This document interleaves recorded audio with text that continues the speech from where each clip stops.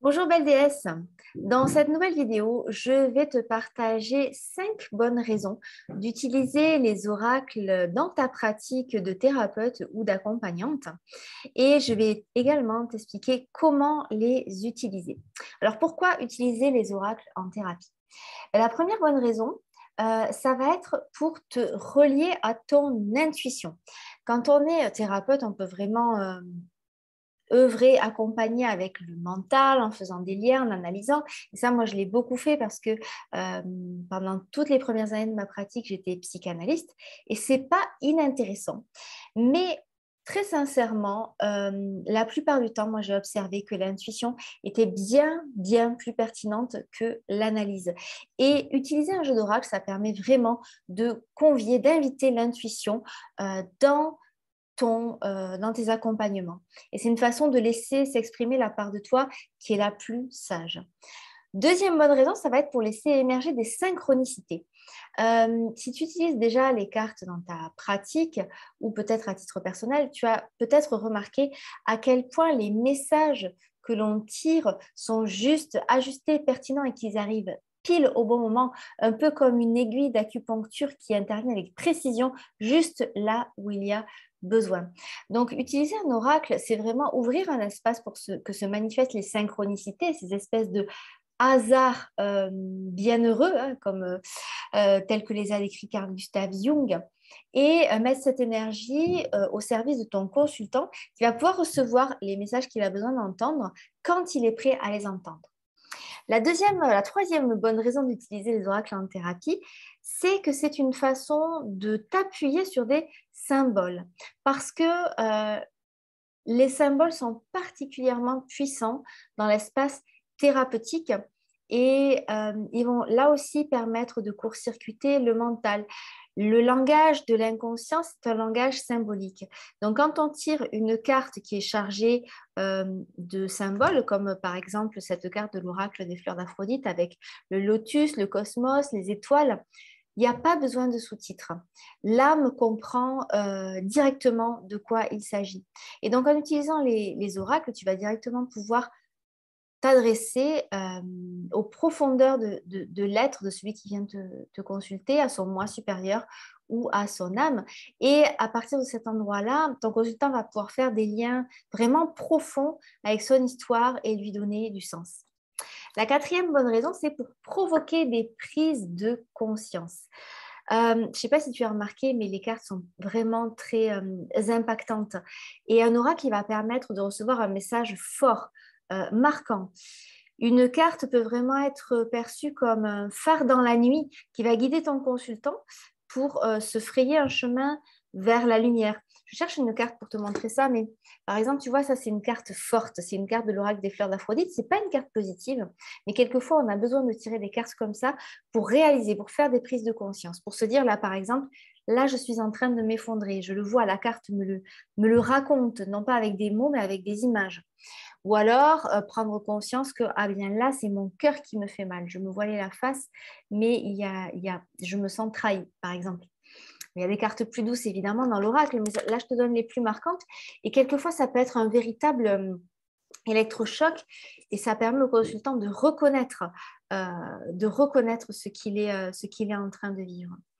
Et la cinquième bonne raison, c'est pour mettre un peu de légèreté. Alors là, les dernières cartes que je viens de te montrer, ce n'est pas les cartes les plus légères du monde, mais dans un oracle, manipuler un oracle, manipuler des cartes, il y a un côté ludique qui va venir éveiller notre âme d'enfant. Et introduire un oracle au cours d'une séance, c'est vraiment ouvrir un espace ludique pour remettre du jeu dans un processus d'évolution qui parfois peut être un petit peu trop sérieux. Alors maintenant, je vais te partager comment utiliser les oracles en thérapie. Là, j'en ai deux avec moi. Ce sont les deux oracles que j'ai auto-édités. Le premier, c'est l'oracle des 38 fleurs de Bach et le second, c'est l'oracle des fleurs d'Aphrodite. Alors, l'oracle des 38 fleurs de Bach, je l'utilise en séance de plein de façons. Il me suit du début à la fin de la séance. Pour commencer, j'ai toujours le tas dans ma main quand j'écoute quelqu'un et en même temps que celui ou celle qui est en face de moi me parle, je laisse, je fais défiler les cartes et dès que je sens qu'il y en a une qui a sa place, je la sors. Donc, à la fin de l'entretien, je me retrouve avec un petit paquet de cartes et c'est l'occasion de repasser toutes les fleurs et d'expliquer au consultant pourquoi j'ai mis cette fleur, pourquoi j'ai sélectionné cette fleur et en quoi elle pourrait l'aider. Et donc, ça nous permet de valider ensemble. Par exemple, là, je dirais, bah, tiens, j'ai mis l'orme elme de côté parce que eh bien, à un moment donné, tu m'as dit que tu te sentais débordée. Est-ce que tu sens ça ici et maintenant? Et ça me permet de valider sans avoir à noter, sans avoir à prendre des notes. Ça me permet vraiment de rester dans une écoute flottante et profonde et de rester profondément connectée à celui ou celle qui est en face de moi. Donc ça, c'est une première façon de faire. Et à la fin, on arrive à une sélection de maximum, on va dire, 7 fleurs. Et ces cartes-là, je vais les disposer sur la table devant nous, entre nous, d'une certaine façon, en dessinant une fresque. Et là, vraiment, je laisse faire les mains. Des fois, ça va être une croix, des fois, ça va être une frise, des fois, ça va prendre d'autres formes. Et en tout cas, ça a toujours un sens et ça raconte une histoire. C'est ce que j'appelle la fresque florale. Et je la prends en photo à la fin de la séance et je l'envoie à mon consultant. Ça fait un petit peu comme un mémo de la séance. Et la façon dont elle s'est organisée, ça raconte aussi beaucoup. Donc ça, c'est quelques façons de faire. Je pourrais aussi te raconter comment je donne les fleurs à mon fils, qui a aujourd'hui 8 ans, mais donc il est capable de discuter bien sûr de ses émotions, mais quand il était plus petit, j'étalais toutes les fleurs et je le laissais faire. Et dès, il ne savait pas encore marcher, que déjà il savait me montrer les fleurs qui lui plaisaient. Donc c'est aussi particulièrement utile avec les enfants. Et puis on peut aussi faire plein de jeux en séance avec les enfants, mais aussi avec les adultes ou à l'occasion d'ateliers. On peut aussi inventer plein de jeux. Mais peut-être j'aurai l'occasion de t'en reparler. Et l'oracle des fleurs d'Aphrodite, alors là, je vais vraiment utiliser des types de tirages plus conventionnels. Par exemple, je vais faire tirer la carte du jour, poser une question ouverte et demander à la consultante de tirer une carte qui répond à sa question. Là, tu vois, par exemple, je tire cette carte-là. On peut aussi faire des tirages à 3 cartes qui vont parler du passé, du présent, du futur, ou alors de ce qu'on doit lâcher, ce qui est là ici et maintenant, ce qu'on doit accueillir dans la vie. Il y a aussi des tirages à 5 cartes pour apporter un éclairage sur une situation.